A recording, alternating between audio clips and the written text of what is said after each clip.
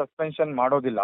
ಹ್ಮ್ ಯಾಕಂದ್ರೆ imprisonment life ಕೊಟ್ಟಿರೋದ್ರಿಂದ hmm it's not easy. But there is chances. ಯಾಕಂದ್ರೆ ಅದ್ರಲ್ಲಿ ಕೆಲವೊಂದು ಲೂಪ್ ಹೋಲ್ಸ್ಗಳು ಕೂಡ ಕೆಲವೊಂದೆಲ್ಲ ಇದೆ.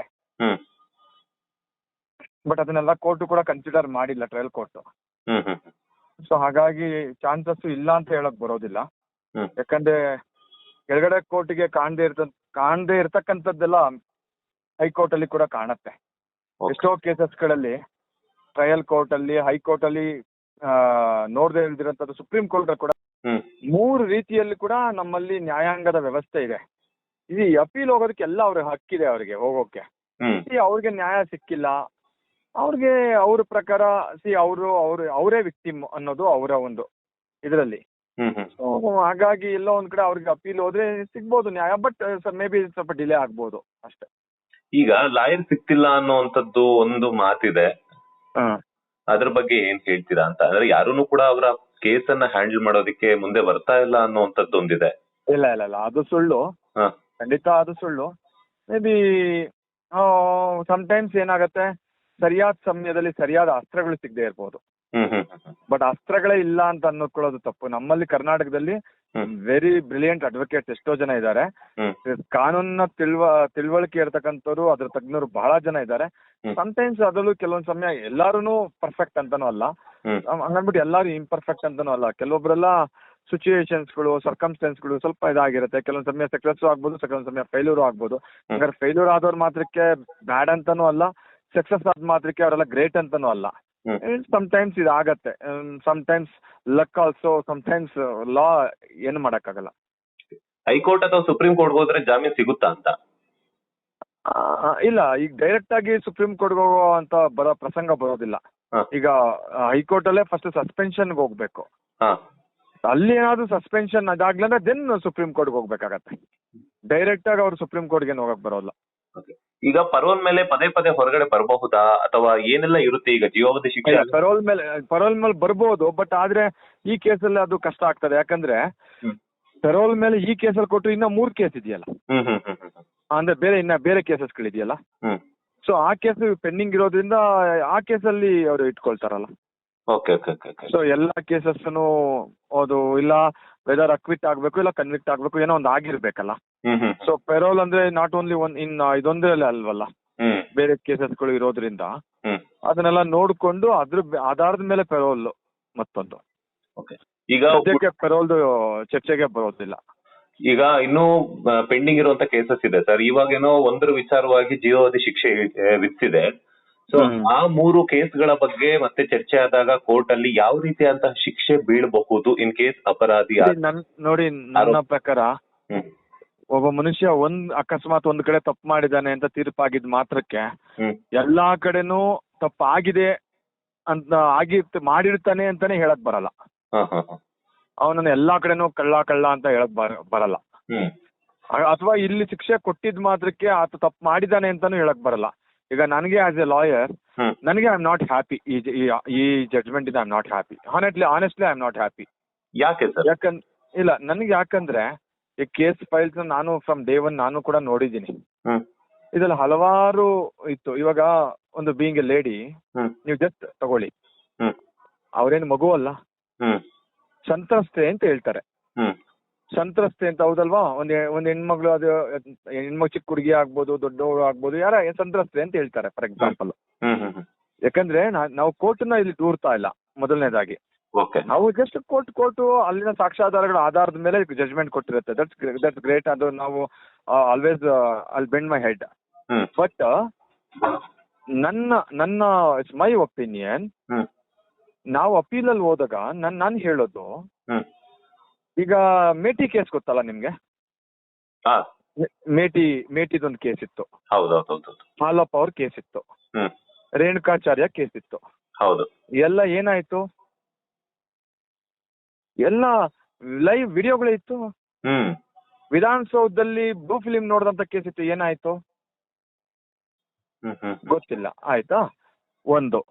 ಎರಡನೇದು, ಇದ್ರಲ್ಲಿ ಯಾವುದೇ ಒಂದು ವಿಡಿಯೋದಲ್ಲೂ ಎಲ್ಲೂ ಕೂಡ ಪ್ರಜ್ವಲ್ ಅವರು ಅವರ ಬಾಡಿ ಅನ್ನೋದೊಂದು ಬಿಟ್ರು ಬೇರೆಲ್ಲೂ ಕೂಡ ಅವ್ರ ಫೇಸ್ ಮತ್ತೊಂದು ಏನೂ ಕಂಡಿರ್ಲಿಲ್ಲ.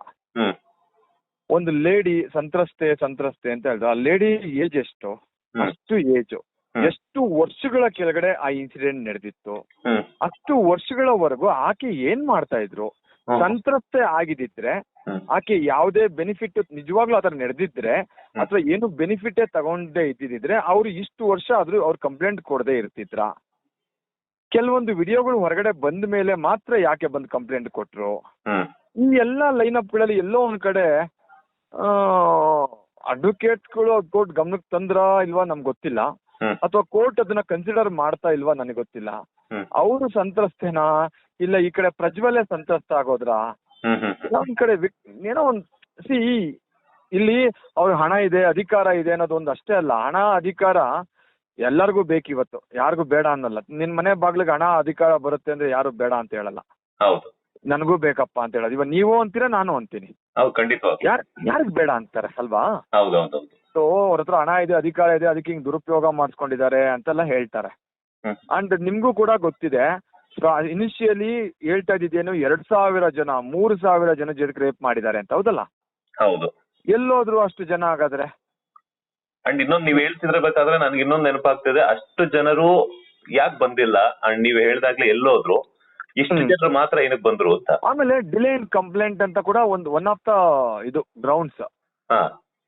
ಆಮೇಲೆ she is not A small lady, ಆಮೇಲೆ ಮೆಚ್ಯೂರ್ಡ್ ವಿತ್ ಕನ್ಸೆಂಟ್. ಅಕಸ್ಮಾತ್ ಈವನ್ ಅಕಸ್ಮಾತ್ ಜೊತೆಲಿ ಯಾವ್ದೇ ಒಂದು ಸೆಕ್ಷುವಲ್ ಇಂಟರ್ ಕೋರ್ಸ್ ಆದ್ರೆ ವಿತ್ ಕನ್ಸೆಂಟ್ ಇದ್ರೆ that is not at all rape.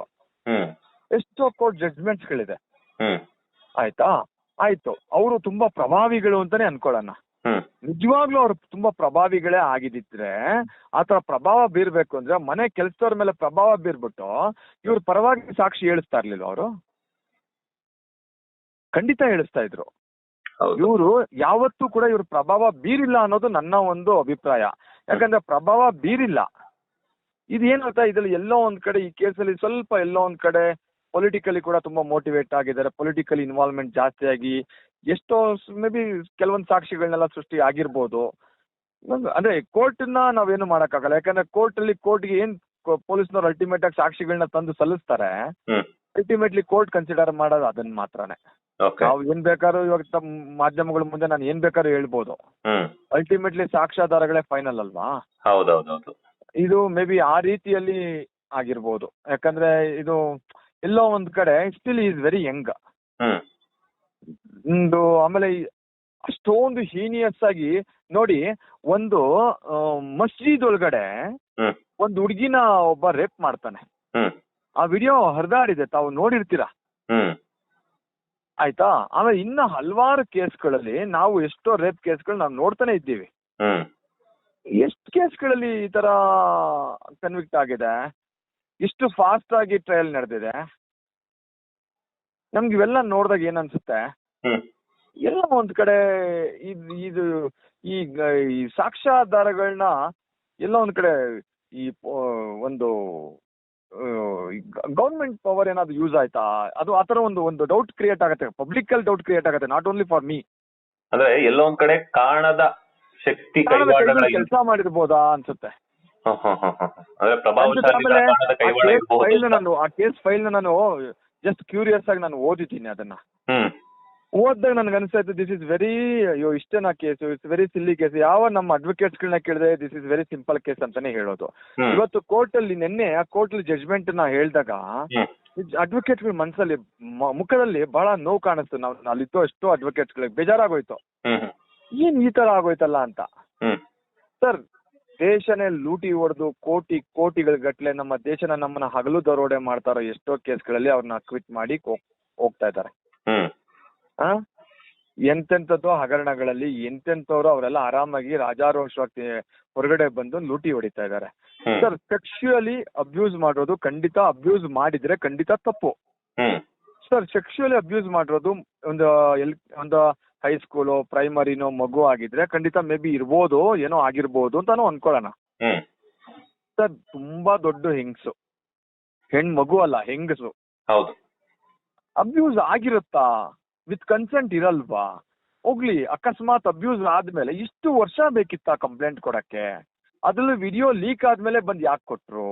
ಅಥವಾ ಇದೆಲ್ಲ ಒಂದು ಈ ಲೈನ್ ಅಪ್ ಅಲ್ಲಿ ನೋಡ್ಲಿಲ್ವಾ ಕೋರ್ಟು ಕೆಳಗಡೆ ಕೋರ್ಟು ಅಂತ ಎಲ್ಲ ಒಂದ್ ಕಡೆ ಅನ್ಸುತ್ತೆ. ಅಕಸ್ಮಾತ್ ನೋಡಿದ್ರೆ ಅಥವಾ ನೋಡಿಲ್ಲ ಅಂದ್ರೆ ಇದನ್ನೇ ಕನ್ಸಿಡರ್ ಮಾಡೋದು ಹೈಕೋರ್ಟ್ ಅಲ್ಲಿ. ಇಷ್ಟೊತ್ತು ನಾನು ಹೇಳಿದ್ದೇನೆಂದ್ರೆ ಈ ತರ ಪಾಯಿಂಟ್ಸ್ ಗಳನ್ನ ಇಟ್ಕೊಂಡೆ ಹೈಕೋರ್ಟ್ ನೋಡುತ್ತೆ. Okay okay okay. ಇಷ್ಟು ದಿನ ಏನ್ ಮಾಡ್ತಿದ್ರಿ, ನಿಮ್ಮ ವಿಡಿಯೋ ಬರೋ ತನಕ ನೀವ್ ಯಾಕೆ ಕಂಪ್ಲೇಂಟ್ ಅನ್ನ ಕೊಡಕ್ ಬಂದಿಲ್ಲ ಅನ್ನುವಂಥದ್ದು ಪ್ರಶ್ನೆ ಮಾಡುತ್ತೆ. ಖಂಡಿತ ಖಂಡಿತ ಅದು one of the ground sir. ಅದು ಒನ್ ಆಫ್ ದ ಗ್ರೌಂಡ್ಸ್ ಆಗತ್ತೆ. ಆಮೇಲೆ ಎಷ್ಟು ವರ್ಷದ ಹಿಂದೆ ನಡೆದಿತ್ತು. ಆಮೇಲೆ ಆ ಕೇಸಲ್ಲಿ ನೋಡಿ ಅವ್ರು ಹೇಳಿರುವಂತದ್ದು ನಾನು ಅದು ನೋಡಿದೀನಿ. ಆ ಕೇಸಲ್ಲಿ ಏನಂದ್ರೆ ಒಂದು ಫಾರ್ಮ್ ಹೌಸ್ ಅಲ್ಲಿ ಒಂದು ಮೇಲ್ಗಡೆ ಒಂದು ರೂಮ್ ಇತ್ತು, ರೂಮಲ್ಲಿ ಆತರ ನಡೆದಿದ್ದು ಅಂತ ಹೇಳ್ತಾರೆ. ಆತರ ರೂಮೇ ಇಲ್ಲ ಅಲ್ಲಿ. ಒಂದು ಆತರ ಫಾರ್ಮ್ ಹೌಸ್ ಇವ್ರ ಹೆಸರಲ್ಲಿ ಯಾವ್ದು ಇಲ್ಲವೇ ಇಲ್ಲ. ಇದೆಲ್ಲ ಗ್ರೌಂಡ್ಸ್ ಇತ್ತು. ಯಾಕೆ ಇದನ್ನೆಲ್ಲ ಕನ್ಸಿಡರ್ ಮಾಡ್ಲಿಲ್ವಾ ಕೋರ್ಟು? ರಾತ್ರೋರಾತ್ರಿ ಫಾರ್ಮ್ ಹೌಸ್ ಏನಾದ್ರು ತೆಗೆದ್ಬಿಟ್ಟು ಸೈಡ್ಗೆ ಇಟ್ಬಿಟ್ರ? ಇದೆಲ್ಲ ಸರ್ ಲಾ ಪಾಯಿಂಟ್ಸ್ ಅಲ್ಲಿ ನೋಡಿದಾಗ ಎಲ್ಲ ಒಂದ್ ಕಡೆ ಜಡ್ಜ್ಮೆಂಟ್ ನ ಯಾರು ಬೇಕಾದ್ರೂ ನಮ್ದೇ ಆದ ರೀತಿಯಲ್ಲಿ ನಾವು ಅದನ್ನ ವಿಮರ್ಶೆ ಮಾಡ್ಬೋದು. ಈಗ ಟ್ರಯಲ್ ಕೋರ್ಟ್ ಮಾಡೋದು ಸರಿ ಇಲ್ಲ ಅಂತಾನೆ ತಾನೇ ನಾವು ಹೈಕೋರ್ಟ್ ಅಲ್ಲಿ ಅಪೀಲ್ ಆಗೋದು. ಹೌದು. As A lawyer trial court ಇದನ್ನೆಲ್ಲ ತಪ್ಪು ಮಾಡಿದೆ ಅಂತಾನೆ ಹೋಗೋದು. ಹೌದು. ಸೊ ನನ್ನ ಪ್ರಕಾರ ಇದೆಲ್ಲ ತಪ್ಪು ಮಾಡಿದೆ ಅಂತಾನೆ ಹೈಕೋರ್ಟ್ ನೆಕ್ಸ್ಟ್ ಅಪೀಲ್ ಹೋಗ್ಬೇಕಾಗತ್ತೆ ಅಷ್ಟೇ. ಈಗ ಸದ್ಯಕ್ಕೆ ಆಮೇಲೆ ಫೈನಲ್ ಆಗಿ ನನಗಿದು ಒಂದು ಕನ್ಕ್ಲೂಷನ್ ಆಗಿ ಏನು ಅಂತ ಹೇಳ್ಬೇಕು, ಯಾವ್ಯಾವ ಎಲ್ಲೆಲ್ಲೆಲ್ಲ ತಪ್ಪಾಗಿದೆ ಅಂತ ಹೇಳ್ಬೇಕು ಅನ್ನೋದೇ ಆದ್ರೆ ಫೈನಲ್ ಅದ ಆ ಜಡ್ಜ್ಮೆಂಟ್ ಕಾಪಿನ ತಗೊಂಡು ನೋಡಿದ್ರೆ ಇನ್ನೂ ಪರ್ಫೆಕ್ಟ್ ಆಗಿ ಆನ್ಸರ್ ಹೇಳ್ಬೋದು. ಎಲ್ಲೆಲ್ಲ ಕೋರ್ಟ್ ತಪ್ಪು ಮಾಡಿರ್ಬೋದು ಅಥವಾ ಕೋರ್ಟ್ ಸರಿಯಾಗಿ ಡಿಸಿಷನ್ ಕೊಟ್ಟಿದ್ಯಾ ಅಥವಾ ತಪ್ಪು ಮಾಡಿದ್ಯಾ ಅಂತ ಆ ಜಡ್ಜ್ಮೆಂಟ್ ಕಾಪಿ ನೋಡಿದಾಗ ಇನ್ನೂ ಚೆನ್ನಾಗಿ ಹೇಳ್ಬೋದು. ಅದೇ ಜಡ್ಜ್ಮೆಂಟ್ ಕಾಪಿ ಕೈ ಸೇರೋ ತನಕನೂ ಕೂಡ ನಾವು ಯಾವುದೇ ರೀತಿಯಂತಹ ಒಂದು ಕನ್ಕ್ಲೂಷನ್ ಬರೋದು ಸರಿ ಹೋಗೋದಿಲ್ಲ. ಟು ಅರ್ಲಿ ಪ್ರೀಮೆಚ್ಯೂರ್ಡ್ ಬೇಬಿ ಆದಂಗೆ ಆಗೋಗುತ್ತೆ. ಸರ್, ಈಗ ಇನ್ನೊಂದು ಏನಂತಂದ್ರೆ ಜೀವಾವಧಿ ಶಿಕ್ಷೆ ಆಗಿರೋದ್ರಿಂದ ಜೈಲಲ್ಲಿ ಒಂದಷ್ಟು ದಿನಗಳ ಕಾಲ ಅಂದ್ರೆ ಇವಾಗ ಹೈಕೋರ್ಟ್ ಹೋದ್ರು ಕೂಡ ಅಲ್ಲಿ ತನಕನೂ ಕೂಡ ಜೈಲು ವಾಸವನ್ನು ಮಾಡ್ಬೇಕಾಗುತ್ತೆ. ಖಂಡಿತ. ಸೊ ಅಲ್ಲಿ ವಿಶೇಷ ಸವಲತ್ತುಗಳು ಏನಾದ್ರು ಸಿಗುತ್ತಾ ಅಥವಾ ನಾರ್ಮಲ್ ಕೈದಿಗಳಿಗೆ ಇದ್ದಂಗೆನೆ ಇರುತ್ತಾ ಅಂತ? ಸರ್ ಇಲ್ಲ, ನಾರ್ಮಲ್ ಆಗೇ ಇರ್ತಾರೆ. ಬಟ್ ಆದ್ರೆ ಹೆಲ್ತ್ ಗ್ರೌಂಡ್ಸ್, ಕೋರ್ಟ್ ಪರ್ಮಿಷನ್ ಕೊಟ್ರೆ ಫುಡ್ ಅದೆಲ್ಲ ಖಂಡಿತ ಕೊಡ್ಬೋದು ಸರ್. ಅದೆಲ್ಲರಿಗೂ ಸಿಗುತ್ತೆ. ಸರ್ ಊಟ, ಗಾಳಿ, ಬೆಳಕು ನಮ್ಮ ಫಂಡಮೆಂಟಲ್ ರೈಟ್. ನೀವು ಜೈಲಲ್ಲನ ಇರಿ, ದೇವಸ್ಥಾನದಲ್ಲಿರಿ, ಮನೇಲಿರಿ. ಊಟ ಅವೆಲ್ಲ ಫಂಡಮೆಂಟಲ್ ರೈಟ್ಸ್ ಅಲ್ವಾ? ಈಗ ಅಲ್ಲಿ ಕೊಡೋ ಊಟ ಮುಸ್ಲಿಂ ಅವ್ರನ್ನ ಜೈಲಲ್ಲಿ ಹಾಕಿರ್ತೀವಿ. ನಾನ್ ನಿಮಗ್ ಕೊಡೋದೇ ಹಂದಿ ಅಂತ ಹೇಳಿದ್ರೆ ತಿಂತಾರ? ಇಲ್ಲ. ಊಟ ಅವ್ರ ರೈಟ್ ಅಲ್ವಾ? ಹೌದು. ಅದೇ ತರ ಕೆಲವೊಂದು ಅಥವಾ ನನಗೇನೋ ಒಂದು ಫುಡ್, ನನಗೆ ಅನ್ನ ತಿಂದ್ರೇನೆ ಅಲರ್ಜಿ, ನಾನ್ ತಿನ್ನಕ್ಕಾಗಲ್ಲ ಅನ್ನ, ನಂಗೆ ಅಲರ್ಜಿ ಇದೆ ಅಂತಂದ್ರೆ ತಿನ್ನಕ್ಕಾಗತ್ತಾ? ಕೋರ್ಟ್ಗೆ ಅದನ್ನ ಗಮನಕ್ಕೆ ತಂದು ಕೋರ್ಟ್ ಪರ್ಮಿಷನ್ ತಗೊಂಡು ಖಂಡಿತ ಈ ತರದ್ನೆಲ್ಲ ಕೆಲವೊಂದನ್ನ ಕೋರ್ಟ್ ಪರ್ಮಿಷನ್ ಇಂದ ಖಂಡಿತ ಬದಲಾಯಿಸ್ಕೊಬಹುದು.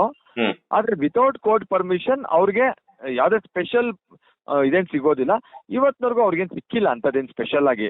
ಸ್ಟಾರ್ಟಿಂಗ್ ಅಲ್ಲಿ ಸ್ವಲ್ಪ ದಿವಸ ಊಟ ಏನೋ ಕೊಟ್ಟಿದ್ರು ಅಂತ ಕಾಣತ್ತೆ. ಅಷ್ಟ್ ಬಿಟ್ರೆ ಏನು ಅವ್ರಿಗೆ ಸ್ಪೆಷಲ್ ಆಗಿ ಏನು ಯಾರಿಗೂ ಏನ್ ಕೊಡೋದಿಲ್ಲ ಸರ್. ನಾರ್ಮಲಿ ಎಲ್ಲಾರ್ಗು ಏನಿರುತ್ತೆ, ಜೈಲಲ್ಲಿ ಇದ್ದವರು ನಮ್ ಬೆಂಗಳೂರು ಜೈಲಲ್ಲಿ ಇದ್ದೋದವ್ರೆ ಅಲ್ವಾ? ಸೊ ಎಲ್ಲರಿಗೂ ಯಾವ್ಯಾವ ತರ ಪ್ರಾವಿಷನ್, ಯಾವ್ಯಾವ ತರ ಫೆಸಿಲಿಟಿ ಸಿಕ್ಕಿತ್ತಾ ಇವ್ರಿಗೂ ಅದೇ ತರ ಸಿಕ್ಕತ್ತೆ ಸರ್. ಸರ್, ಈಗ ಫೈನಲ್ ಆಗಿ ನೀವ್ ಏನಾದ್ರು ಹೇಳೋದಾದ್ರೆ, ಯಾಕಂತಂದ್ರೆ ಈಗ ಕೋರ್ಟ್ ಅಂತೂ ಜಡ್ಜ್ಮೆಂಟ್ ಕೊಟ್ಟಿದೆ. ಆಸ್ ಎ ಲಾಯರ್ ಆಗಿ ನೀವು ಕೂಡ ನಿಮ್ಮ ಒಪಿನಿಯನ್ ಅನ್ನ ಶೇರ್ ಮಾಡಿದ್ರಿ. ಜಡ್ಜ್ಮೆಂಟ್ ಕಾಪಿ ಕೈ ಸೇರೋ ತನಕನೂ ಕೂಡ ಯಾವುದೇ ರೀತಿಯಂತ ಕನ್ಕ್ಲೂಷನ್ ಬರೋದು ತಪ್ಪಾಗುತ್ತೆ ಅಂತಾನು ಕೂಡ ಹೇಳಿದ್ರಿ. ಈ ಜಡ್ಜ್ಮೆಂಟ್ ಅನ್ನ ನೋಡ್ತಿರುವಂತಹ ಟಿವಿ ಮುಂದೆ ನೋಡ್ತಿರುವಂತಹ ವೀಕ್ಷಕರಿಗಾಗಿರ್ಬೋದು ಅಥವಾ ಅವ್ರ ಪಕ್ಷದಲ್ಲಿ ಒಂದಷ್ಟು ಜನ ಇರ್ತಾರೆ, ಕಾರ್ಯಕರ್ತರು, ಹಾಗೇನೆ ಅವರ ಒಂದಷ್ಟು ಅಭಿಮಾನ ಬಳಗ ಆಗಿರ್ಬೋದು ಅಥವಾ ಅವರ ಊರಿನವರಾಗಿರ್ಬೋದು ಅಥವಾ ಕರ್ನಾಟಕ ಜನತೆ, ಕೊನೆಗೂ ಸಿಕ್ತಪ್ಪ ಈ ತರ ಜಡ್ಜ್ಮೆಂಟ್ ಸಿಕ್ತು ಹಂಗೆ ಹಿಂಗೆ ಅಂತೆಲ್ಲ ಯೋಚನೆ ಮಾಡ್ತಿರ್ತಾರೆ. ಒಬ್ಬೊಬ್ರದ್ದು ಕೂಡ ಒಂದೊಂದು ಅಭಿಪ್ರಾಯ ಇರುತ್ತೆ. ಇವ್ರೆಲ್ಲರಿಗೂ ಅರ್ಥ ಆಗೋ ಹಾಗೆ ನೀವೇನಾದ್ರೂ ಆಸ್ ಎ ಲಾಯರ್ ಆಗಿ ಕೊನೆಯದಾಗಿ ಹೇಳೋದಾದ್ರೆ? ಸರ್, ನನ್ನ ಪ್ರಕಾರ ಸರ್ ನ್ಯಾಯ ಸಿಗೋದು ಸ್ವಲ್ಪ ತಾಳ್ಮೆ, ನಿಧಾನ ಆಗ್ಬೋದು, ಬಟ್ ಖಂಡಿತ ನ್ಯಾಯ ಸಿಗತ್ತೆ. ಒಂದು. ಎರಡನೇದು, ಎಲ್ಲೋ ಒಂದ್ ಕಡೆ ಮೈ ಒಪಿನಿಯನ್, ಯಾಕಂದ್ರೆ ನನ್ನ ಒಪಿನಿಯನ್ಗೆ ಡಿಸ್ಅಗ್ರಿ ಇರೋರು ಒಂದಷ್ಟು ಜನ ಇರ್ತಾರೆ, ಬೈಕೊಳ್ಳೋರು ಇರ್ತಾರೆ, ನಿಂದಕರು ಇರ್ತಾರೆ, ಇರ್ಲಿ ತೊಂದ್ರೆ ಇಲ್ಲ. ನನ್ಗೆ ಅನ್ಸೋದು ಖಂಡಿತವಾಗಿಯೂ ಎಲ್ಲೋ ಒಂದ್ ಕಡೆ ಪ್ರಜ್ವಲ್ ಕೂಡ ಒಂದು ಲೆಕ್ಕದಲ್ಲಿ ವಿಕ್ಟಿಮೆ ಇದರಲ್ಲಿ. ಚಿಕ್ಕ ವಯಸ್ಸಲ್ಲೇ ಆತ MP ಆಗಿದ್ದೆ ಆತನಿಗೆ ಒಂದು ಮುಳ್ಳು ಅಂತ.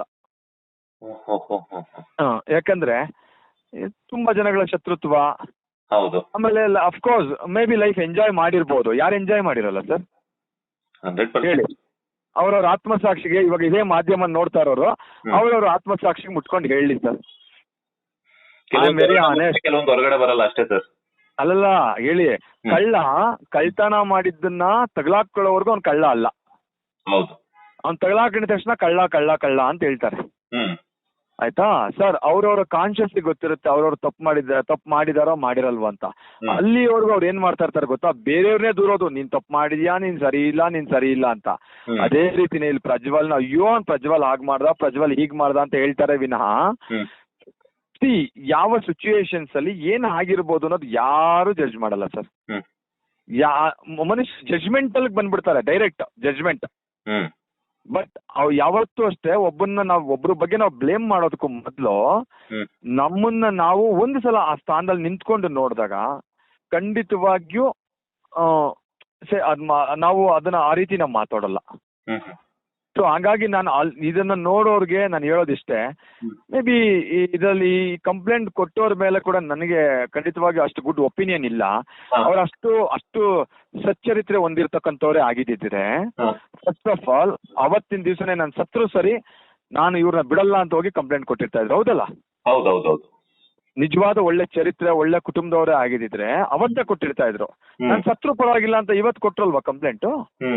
ಅವತ್ತೇನಾಗಿತ್ತು? ಬಂದಿಲ್ಲ ಅಂತ ಯಾಕೆ ಬರ್ಲಿಲ್ಲ? ಒಂದು. ಎರಡನೇದು, ಅವರಲ್ಲಿ ಏನೋ ಒಂದು ಬೆನಿಫಿಟ್ ತಗೊಂಡಿರ್ಬೋದು ಅಲ್ವಾ? ಬೆನಿಫಿಟ್ ತಗೊಂಡು ಅವ್ರ ಜೊತೆ ಏನೋ ಕ್ಲೋಸ್ ಆಗಿರ್ಬೋದು. ಮ್ಯೂಚುವಲ್ ಅಂಡರ್ಸ್ಟ್ಯಾಂಡಿಂಗ್ ಇರ್ಬೋದಾ ಅಂತ. ಮ್ಯೂಚುವಲ್ ಆಗಿ ಸೆಕ್ಷುವಲ್ ಇಂಟರ್ ಕೋರ್ಸ್ ಆದ್ರೆ ಅಥವಾ ವಿತ್ ಕನ್ಸೆಂಟ್ ಆದ್ರೆ ದಟ್ಸ್ ನಾಟ್ ಅಫೆನ್ಸ್ ಅಂತ ಹೇಳುತ್ತೆ ಕಾನೂನೇ. ಹೀಗಿರ್ಬೇಕಾದ್ರೆ ಹೇಗಿದು ಪನಿಷ್ಮೆಂಟ್ ಆಗತ್ತೆ? ಈ ಎಲ್ಲಾ ದೃಷ್ಟಿಕೋನಗಳು ಕೂಡ ಎಲ್ಲ ಒಂದ್ ಕಡೆ ಯೋಚನೆ ಮಾಡಿ ನೋಡಿದಾಗ ರಿಯಲಿ ನನಗೆ ಅದು ಐ ಆಮ್ ನಾಟ್ ಹ್ಯಾಪಿ. ಈ ಜಡ್ಜ್ಮೆಂಟ್ ಇಂದ ನನಗೆ ಅಷ್ಟು ಖುಷಿ ಆಗಿಲ್ಲ ಸರ್. Thank you sir. ಇಷ್ಟೊತ್ತು ಒಂದಷ್ಟು ವಿಚಾರಗಳನ್ನ ತಿಳಿಸ್ಕೊಟ್ರಿ. ಮತ್ತೆ ನಾನು ನಿಮ್ಮನ್ನು ಕಾಂಟ್ಯಾಕ್ಟ್ ಮಾಡುವಂತಹ ಪ್ರಯತ್ನವನ್ನ ಪಡ್ತೀನಿ. Thank you. ಲೇಟೆಸ್ಟ್ ಹಾಗೂ ಇಂಟ್ರೆಸ್ಟಿಂಗ್ ಸುದ್ದಿಗಳಿಗಾಗಿ ಬಾಸ್ ಟಿವಿ ಕನ್ನಡ ಚಾನೆಲ್ನ ಸಬ್ಸ್ಕ್ರೈಬ್ ಮಾಡಿ. ಹಾಗೆಯೇ ಬೆಲ್ ಐಕಾನ್ ಪ್ರೆಸ್ ಮಾಡಿ. ಇದರ ಜೊತೆಗೆ ಫೇಸ್ಬುಕ್, ಇನ್ಸ್ಟಾಗ್ರಾಮ್, ಎಕ್ಸ್ ನಲ್ಲೂ ಮಿಸ್ ಮಾಡದೆ ಫಾಲೋ ಮಾಡಿ.